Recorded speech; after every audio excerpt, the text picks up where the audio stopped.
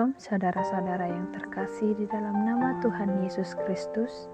Ayat renungan kita di hari ini tertulis di dalam Mazmur 13 ayat 2 hingga ayat 3. Demikianlah firman Tuhan. Berapa lama lagi Tuhan Kau lupakan aku terus-menerus? Berapa lama lagi Kau sembunyikan wajah-Mu terhadap aku? Berapa lama lagi aku harus menaruh kekhawatiran dalam diriku dan bersedih hati sepanjang hari? Berapa lama lagi musuhku meninggikan diri di atasku? Saudara-saudaraku, pada tahun 1914, Eropa sedang diselimuti Perang Dunia Pertama yang membawa kehancuran, ratap tangis, dan kesengsaraan yang diakibatkan oleh perang. Dan itu terjadi ketika menjelang tanggal 25 Desember. Demikian yang kita rasakan saat ini. Natal yang kita rasakan di tahun 2020 jelas berbeda dengan Natal tahun 1914 ketika jutaan orang meninggal akibat perang. Dalam tahun 2020 ini, kita dapat menyaksikan bahkan melihat dari 1,2 juta jiwa terenggut oleh virus COVID-19. Di dalam menjelang akhir tahun ini, virus tersebut telah menelan hingga ribuan jiwa dan belum ada muncul tanda-tanda akan berkurang atau hilangnya virus saat ini. Pandemi ini sudah membuat banyak orang merasa gelisah di dalam meneruskan kehidupan akibat dari gangguan ataupun kerugian ekonomi yang dirasakan. Banyak yang kehilangan pekerjaan, putus relasi sosial dengan orang lain, terhentinya peribadahan, bahkan pelayanan. Situasi seperti ini mungkin membuat banyak orang merasa lelah dan berseru kepada Tuhan. Tuhan, berapa lama lagi kah pandemi ini? Saudara-saudaraku, jeritan kita ini juga dirasakan oleh Daud ketika memimpin bangsa Israel. Ketika ia berteriak dan berputus asa, berapa lama lagi Tuhan?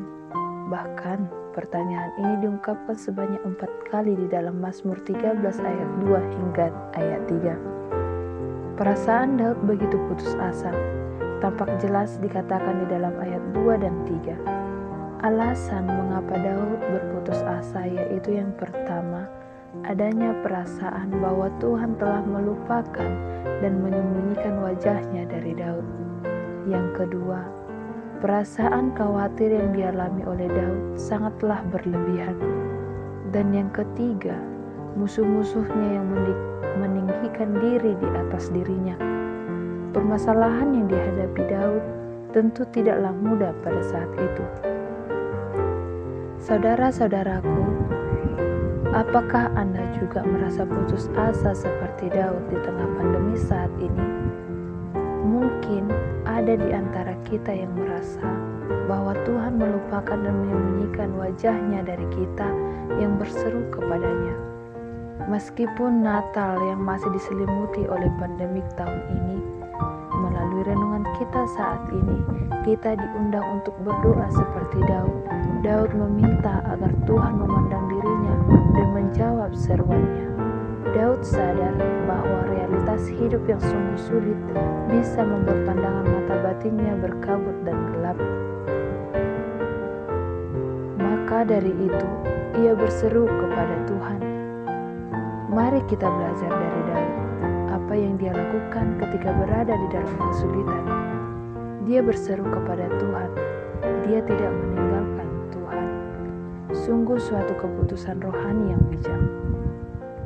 Ada komitmen di dalam dirinya bahwa segala sesuatu yang terjadi hanya Tuhanlah sang penyelamat. Biarkanlah sukacita kita tetap bercahaya di tengah pandemi COVID ini dan tetap berdoa untuk situasi pandemik saat ini. Meskipun kita hidup tidak mudah, tetaplah setia dan tidak pernah meninggalkan Tuhan. Dia mengizinkan kita berseru dan berkeluh kesah apa adanya.